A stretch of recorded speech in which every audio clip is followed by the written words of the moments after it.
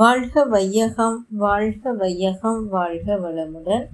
குரு வாழ்க, குருவே துணை. ஆசான் அருள் தந்தை வேதாத்ரி மகரிஷி அவர்கள் நம்மோடு சுத்மமாக நிறைந்து இன்றைய சிந்தனையை சிறப்பித்து தருவாராக.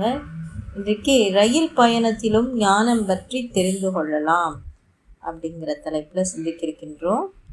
சுவாமிஜி வாழ்க்கையில் ஒரு முக்கிய திருப்பு முனையாக அமைந்த ஒரு நிகழ்ச்சி. அது அவரே சொல்கிறாரு, என்னன்னு கேட்போமா? எனது தகப்பனார் ஒரு ஆழ்ந்த மத பக்தர். அதனால் அவர் என்னையும் பக்தி மார்க்கமான கோயில்களுக்கு, விழாக்களுக்கு செல்வது, பஜனை பாடுவது, விரதங்கள் அனுஷ்டிப்பது என்ற வழிகளில் சிறு வயது முதல் பழக்கிவிட்டார். அடிக்கடி பல அடியார்களுடைய கதைகளை சொல்லுவார். அவர்களுக்கு கடவுள் மோட்சம் கொடுத்ததாக கூறுவார். எனக்கு வியப்பும் ஆர்வமும் ஏற்படும் வகையில் உருக்கமாக அதை விளக்குவார். நானும் அதிக விசுவாசமும் பக்தியும் கொண்டு அந்த பக்தி மார்க்க கதைகளை அப்படியே முழு மனதுடன் நம்பி, அதுபோல் கடவுளை காட்சியாக காண வேண்டும், மோட்சம் அடைந்துவிட வேண்டும் என்று பேரவா கொண்டேன். கடவுளை கண்டுவிட வேண்டும் என்ற எண்ணம் எனது அறிவில் துளிர்விட்டு மேன்மேலும் அது ஊன்றி படர்ந்தது. அத்துடன் கடவுள் எப்படி இருப்பார் என்று யூகிப்பதில், ஆராய்வதில் என் மனம் அடிக்கடி ஈடுபட்டது. என் வயது 14 இருக்கும். சனிக்கிழமை தோறும் வழக்கம் போல் கிராமத்தில் நடக்கும் பஜனை ஒரு நாள் தெருக்களை சுற்றி நடந்து வந்தது. அன்று ஒருவர் தாயுமானவர் பாடல்களில் ஒன்றான அங்கிங்கெனாதபடி எங்கும் பிரகாசமாய் ஆனந்த பூர்த்தியாகி என்ற பாடலை மிகவும் உருக்கத்துடன் பாடி, கடைசியில் கண்டனவெல்லாம் மோன உரு வெளியதாகவே கருதி அஞ்சலி செய்குவோ என்று முடித்தார். அதற்கு முன்னம் அந்த பாடலை சில இடங்களில் நான் கேட்டிருக்கிறேன்.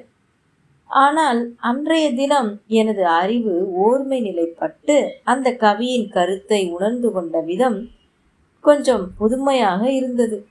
அன்று முதல் அங்கிங்கெனாதபடி மோன உருவெளி என்ற ஞாபகம் அதிகமாகிவிட்டது. இப்படித்தான் தெய்வம் என்ற வல்லமையான சக்தி ஒன்று இருக்க வேண்டும் என்று திண்ணமாய் எனக்கு பட்டது. ஆனால் எப்படி எங்கும் பூரணமாய் நிறைந்த சக்தி என்னை மட்டும் விட்டு விலகியிருக்க முடியுமா? முடியாது. அது என்னிலும் நிறைந்தே இருக்க வேண்டும். அது எந்த விதம் என்னுள் நிறைந்துள்ளது? என்னுள் இருக்கும் அந்த தெய்வத்தை யான் ஆராய்ந்து அறிந்து கொள்ளாவிட்டால் வேறு எங்கு எப்படி அறிய முடியும் என்ற கேள்விகளும் எழுந்துவிட்டன. இவ்வித கிளர்ச்சி என் அறிவின் போக்கில் ஒரு பெரும் மாறுதலை ஏற்படுத்தியது. பின்னர் தினசரி வாழ்வில் சந்தர்ப்ப சந்திப்பு நிகழ்ச்சிகள், பழக்க வழக்கங்கள் அனைத்தையும் ஒவ்வொன்றாக ஆராய முற்பட்டேன். சிந்திக்கத் தொடங்கினேன். அதிலிருந்து எனது அறிவு பக்தியில் பூரணமாக நிலைக்கவில்லை. அவ்வழியில் கொண்ட பழக்க வழக்கங்களை மாற்றிக்கொள்ள துணிவும் உறுதியும் ஏற்படவில்லை. என் மனம் நிலையற்று ஊசலாடி கொண்டே இருந்தது. ஆனாலும் யாரையும் இதை பற்றி விசாரித்து அறிய வாய்ப்பும் துணிவும் எனக்கு ஏற்படவில்லை. பிறகு சுமார் 2 வருடங்கள் கழித்து ஒரு நாள் புகை வண்டியில் பிரயாணம் செய்து கொண்டிருந்தேன். அப்போது 2 பக்திமான்கள் பேசிக்கொண்டிருந்தார்கள். அவர்களில் ஒருவர் சொன்னார், நான் பல ஞானியர்களையும் சந்நியாசிகளையும் சந்தித்து பேசியிருக்கிறேன். அவர்கள் அனைவரும் நான் யார் என்று தன்னை அறிந்து கொண்டால் கடவுளை சுலபமாக காணலாம் என்று சொல்கிறார்கள். ஆனாலும் எனக்கு அதற்கு தகுந்த வழியை எவரும் காட்டவில்லை என்ற குறையோடும் உருக்கத்தோடும் சொன்னார்.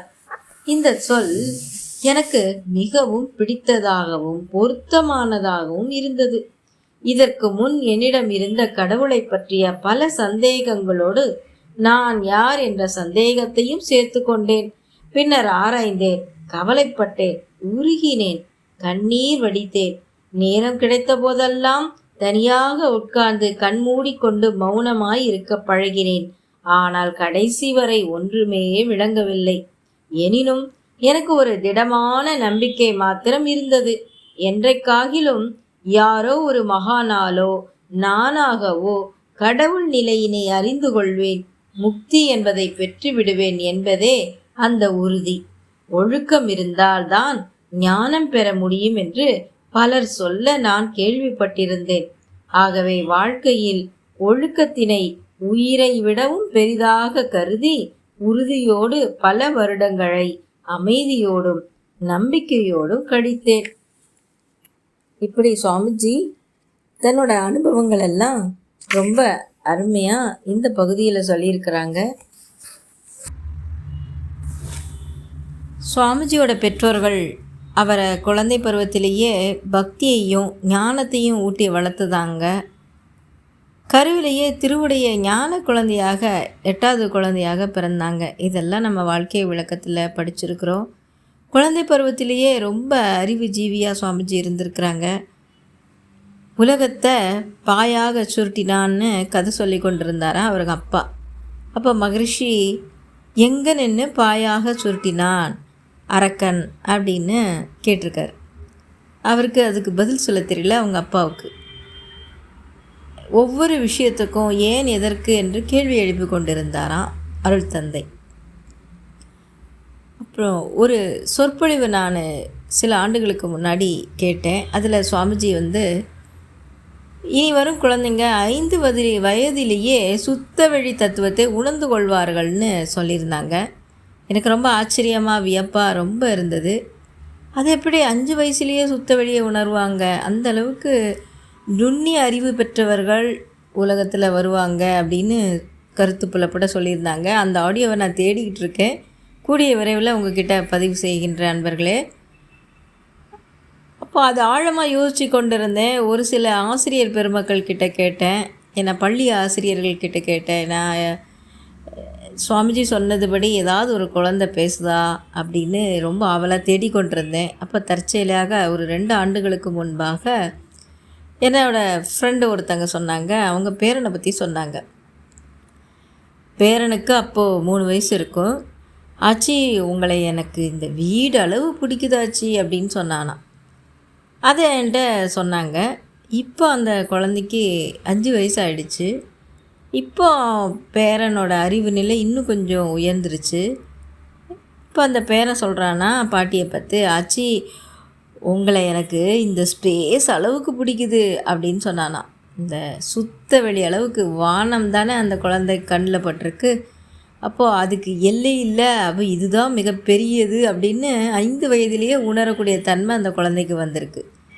அப்போது இந்த பதிவு எல்லா குழந்தைகளோட மூளை செல்களோட இதே பதிவு மோதும். அப்போது இதை எப்படி இன்னொரு உதாரணத்து மூலமாக இந்த கருத்தை நான் இன்னும் ஸ்ட்ராங்காக பதிவு செய்கிறேன். மகரிஷியோட வாழ்க்கை விளக்கம் எல்லோரும் படிச்சிருப்பீங்க. அதில் ஒரு தடவை வெளிநாட்டில் அமெரிக்காவில் சுவாமிஜி பேசி கொண்டு இருக்கும்போதே ஒரு பெண்மணி சுவாமிஜி பேச்சின் முடிவில் சொன்னாங்களாம், சுவாமிஜி நீங்கள் மைண்ட் ரீட் பண்ணுறீங்க அப்படின்னு சொன்னாங்களாம். அப்போ மகரிஷி சொன்னாங்களாம், எண்ணமே தொடர் இயக்கம். நானாக வலிந்து போய் இவங்க மனசில் என்ன இருக்குது அவங்க மனசில் என்ன இருக்குது அப்படின்னு நான் யோசித்து ரீட் பண்ணுறது இல்லை. அதுவே அந்த அலைகள் வான்காந்தத்தின் மூலமாக மோதி நமக்கு அந்த சிந்தனையில் தெளிவு நான் பேசுவேன் அப்படின்னு சொல்லியிருக்கிறாங்க. அப்போது என்ன நான் எப்போவும் அந்த பெண்மணி உட்காந்துருக்கும்போது அவங்க கேள்வி கேட்குறதுக்கு முன்னாடியுமே அருள் தந்தைக்கிட்டேருந்து பதில் வந்துருமா. இதையும் அந்த பெண்மணி சொல்லி வியந்திருக்கிறாங்க. நாங்கள் கேட்குறதுக்கு முன்னாடியே நீங்கள் எங்களோட சந்தேகத்தை தீர்த்து வச்சுருக்கீங்க, அதை வச்சு தான் நீங்கள் மைண்ட் ரீட் பண்ணுறீங்க நான் சொன்னேன் சுவாமிஜின்னு அந்த பெண்மணி சொன்னாங்களாம். அப்போது அவங்க அப்படி என்ன கேட்டாங்க அப்படின்னா, உயிர் தொடர்பு பற்றி தான் அவங்க கேட்க வந்திருக்காங்க. ஏன்னா தாய் முதலையோட மூளையில் இஜி அப்படிங்கிற கருவியை பொருத்தியிருக்காங்க அந்த விஞ்ஞானிகள். ஆராய்ச்சி செஞ்சுருக்காங்க. உயிர் தொடர்பு எப்படி இருக்குது, தாய் முதலைக்கும் குட்டி முதலைக்கும் எப்படி இருக்குதுன்னு தெரிஞ்சுக்கிறதுக்காக இஜி கருவியை பொருத்திட்டு சப்மரைனில் அங்கே அந்த முதலையோட குட்டிகளை ஒன்றொன்னா கொன்றிருக்காங்க. அப்போ கொல்லும்பொழுது அந்த இஜிங்கிற கருவியில் மூளை செல் அந்த மன அலைச்சூழல் வேகம் அதிகமாகிறத பார்த்துருக்காங்க. அப்போ ஒவ்வொரு டைமும் அந்த டைமை நோட் பண்ணி அப்போ பார்க்கும்போது மூளையோட அதிர்ச்சி அந்த தாய் முதலைக்கு ஏற்பட்டிருக்கு. அதோட அலைச்சூழல் வேகம் கூடியிருக்கிறத பதிவு செஞ்சுருக்காங்க. இதை பற்றி தான் அந்த பெண்மணி கேட்க வந்திருக்காங்க. அப்போ பிரபஞ்சத்தில் என்ன ஒரு விஷயம் நடந்தாலும் எல்லா இடமும் அது வந்து பரவுது அப்படிங்கிறதுக்கு இந்த நிகழ்ச்சி ஒரு சான்று. பிறகு இன்னொரு ஆராய்ச்சி செஞ்சுருக்கிறாங்க. குரங்குகளை வச்சு ஒரு தீவில் போய் விஞ்ஞானிகள் ஆராய்ச்சி செஞ்சுருக்காங்க. கிழங்குகளை தோண்டி எடுத்து சாப்பிட்ருக்கு ஒரு செட்டு குரங்குகள். அப்புறம் கொஞ்ச நாள் கழித்து இன்னொரு தீவுக்கு போய் பார்த்துருக்காங்க. அந்த குரங்குகள் என்ன நினச்சதோ தெரியல, கிழங்குகளெல்லாம் தண்ணியில் கழுவி சாப்பிட்டுச்சான். அப்போது முதல்ல வந்து ஆராய்ச்சி செஞ்சாங்க இல்லையா, கிழங்குகளை சாப்பிட்ட குரங்குகளை அது எப்படி பண்ணுதுன்னு திரும்ப பார்க்க வந்திருக்காங்க. அந்த குரங்குகளும் தண்ணீரில் கழுவி சாப்பிட்ருக்கான். அப்போ இந்த குரங்குகளுக்கும் அந்த தீவில் இருக்கிற குரங்குகளுக்கும் எந்த தொடர்பும் கிடையாது. ஆனால் அந்த எண்ண அலைகள் அது செய்கிற அந்த இயல்புக்கு அநியதிப்படி எல்லாமே வான்காந்தம் மூலமாக பரவுது அப்படிங்கிறத அந்த விஞ்ஞானிகள் ஆராய்ச்சி செஞ்சு கண்டுபிடிச்சிருக்கிறாங்க. இதெல்லாமே அந்த சொற்பொழிவில் கொடுத்துருக்காங்க.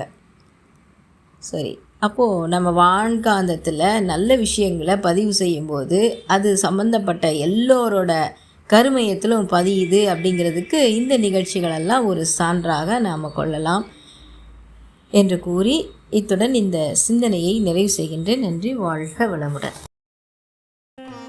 வாழ்க வளமுடன். ஸ்கை வேதாத்ரி அமுதம் சேனலை சப்ஸ்கிரைப் பண்ணாதவங்க சப்ஸ்கிரைப் பண்ணுங்கள், பெல் பட்டனை டச் பண்ணுங்கள். அப்போ தான் நாங்கள் போடுற எல்லா வீடியோஸும் உங்களுக்கு கிடைக்கும். நன்றி. வாழ்க வளமுடன்.